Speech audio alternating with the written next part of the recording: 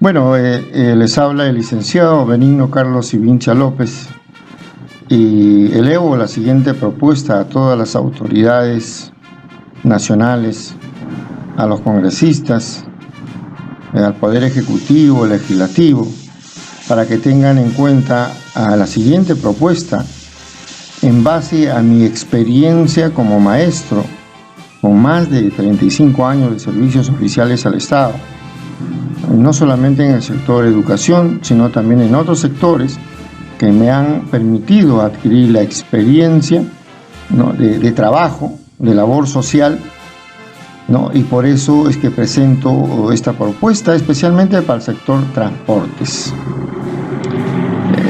Por historia nosotros sabemos que los Estados Unidos siempre han hablado de la conquista del oeste. Esta conquista del oeste americano, ellos lo hicieron en base a trenes, ¿no?, por la distancia y por su geografía. En el caso del Perú también, ¿no?, podríamos aplicar, digamos, este principio, conquistar nuestra sierra y selva, ¿no?, a través de la construcción de vías de trenes, ¿no?, a nivel nacional, ¿no? Ya tenemos algunos ejemplos, hay ideas, algunas inclusive ya aprobadas, por ejemplo el tren de la costa del Perú. Hay también una idea y un proyecto sobre el tren de la selva. Entonces ya existen ideas, proyectos, e incluso, según tengo entendido, algunas en el gobierno anterior ya fueron aprobadas. Por ejemplo, el tren de la costa, ¿no?, se está haciendo parte por parte. Por el tren de vías cercanas, ¿no?, el tren hacia Ica, ¿no? Entonces sí es posible hacer. Entonces hago la siguiente propuesta, ¿no?, y bueno, expreso lo siguiente. Dichos trenes deben ir paralelo a los proyectos de trasvase, ¿no?, interandino de las aguas que van hacia el Océano Atlántico, ¿no?, para desarrollar proyectos agrícolas en la costa. Entonces el tren tiene que ir paralelo a estos proyectos, ¿no?, para poder desplazar todos los recursos que se podrían traer de la sierra y la selva y que se podrían llevar de la costa hacia los otros lugares, ¿no? Entonces, proyectos unidos a otros también. Ahí tenemos, ¿no?, en un proyecto de Bayóvar, Tingo María, frontera con Brasil, Cerro de Pasco y Pucallpa. Entonces, ya ese proyecto ya está planteado, ¿no? Ahí construir una vía ferroviaria que una, pues, estos pueblos. Vías ferroviarias también que unan al país y a otros continentes.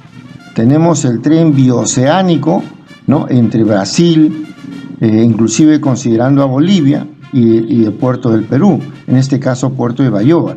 Hay tres propuestas, ¿no?, una en Bayóvar, hay otra que saldría por Nazca, y la otra que, pues, supuestamente es la más tangible, la más real o realizable, que saldría por Puerto de Hilo, Puerto del Matarani, ¿no? Entonces, pero irían hacia el puerto de Tianjin en China, por cuanto nuestro océano Pacífico nos une a nosotros.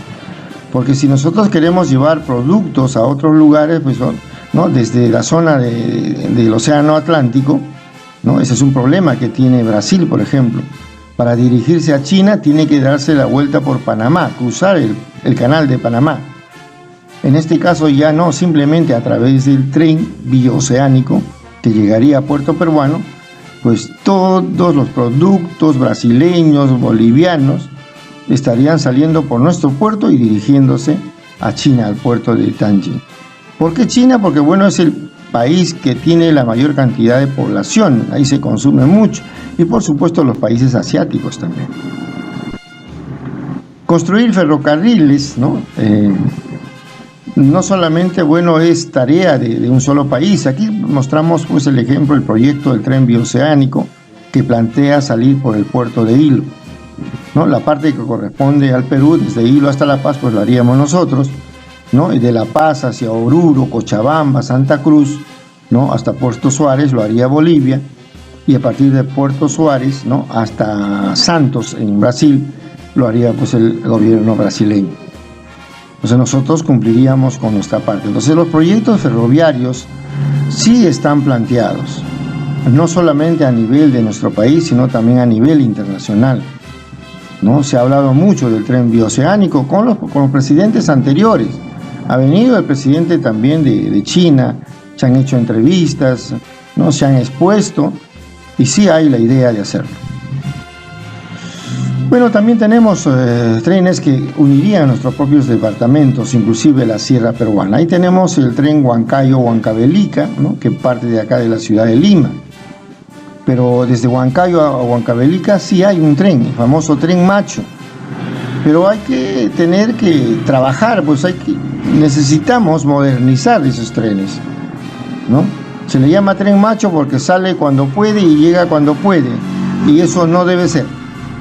O sea, hay que modernizar todas nuestras líneas, ¿no? Y ampliar pues este modelo en todos los departamentos de la Sierra del Perú. No solamente Huancayo, Huancavelica, Ayacucho, Puno, Puno a Madre de Dios, y así también hacia el norte del país, hasta llegar a Amazonas, ¿no? Ahí tenemos las imágenes de este famoso tren Macho, Huancayo-Huancavelica, ¿no? Une, ¿no? A proyectos regionales, une departamentos, une realidades distintas, ¿no? Entonces, es una vía donde uno, bueno, se desplaza quizás a menor velocidad, pero puedes llevar muchos productos, ¿no? Entonces, los recursos que se producen en un departamento pueden ser llevados a otros a través de los trenes, ¿no? Tenemos el tren de las cercanías Lima-Ica, que ya inclusive ha sido aprobado por el gobierno, ¿no? Desde Barranca, Huacho, Lima, Ica. Ahí también el famoso tren de la TOD, que recorrería toda la costa peruana. Imagínense, paralelo a la carretera panamericana.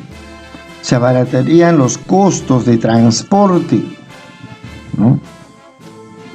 Los trenes tienen que estar unidos a proyectos nacionales, por ejemplo, al proyecto Pampas Verdes en Arequipa. Va a tener que pasar por ese proyecto, ¿no? Ahí en el mapa tenemos pues algunas propuestas, ¿no? Un tren que vaya desde Caballococha, Iquitos, Nauta, ¿no? Sarameriza, ¿no? Va a San Ignacio, va a Piura y termina en Paita. El otro, bueno, viene desde Aguajo, Pucallpa, Uchiza, ¿no? Baja por Corongo y llega hasta Chimbote. El otro es desde Nueva Esperanza, ya cerca del límite con Brasil, ¿no? Pasa por Atalaya, llega a Tarma, a La Oroya y termina en el Callao. En la parte sur, desde Puerto Maldonado, ¿no? Pasaría pues por Urcos en Cusco, Upahuacho en Ayacucho y llegaría a Marcona.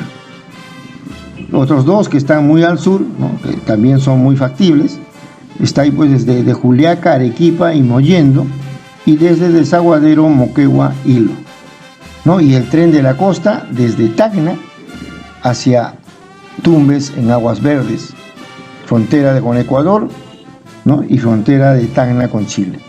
Entonces, proyectos sí existen, lo que falta es la voluntad política para aprobar estos proyectos.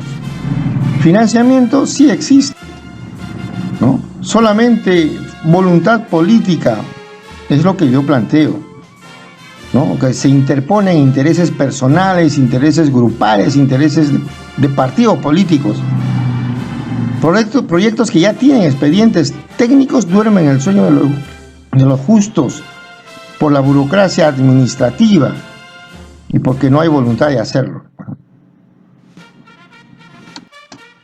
¿Recursos para financiar estos proyectos? Por supuesto que sí, a través también de la minería, ¿no? Según nos informan, ¿no? En un boletín electrónico de una gran revista llamada Rumbo Minero, nos dice que las inversiones mineras en el periodo 2019 a 2022 suman 11.754 millones de dólares. Solamente captando los impuestos, ¿no? Porque esas son inversiones, que el dinero que viene del extranjero, que nos sale del Perú, ¿no?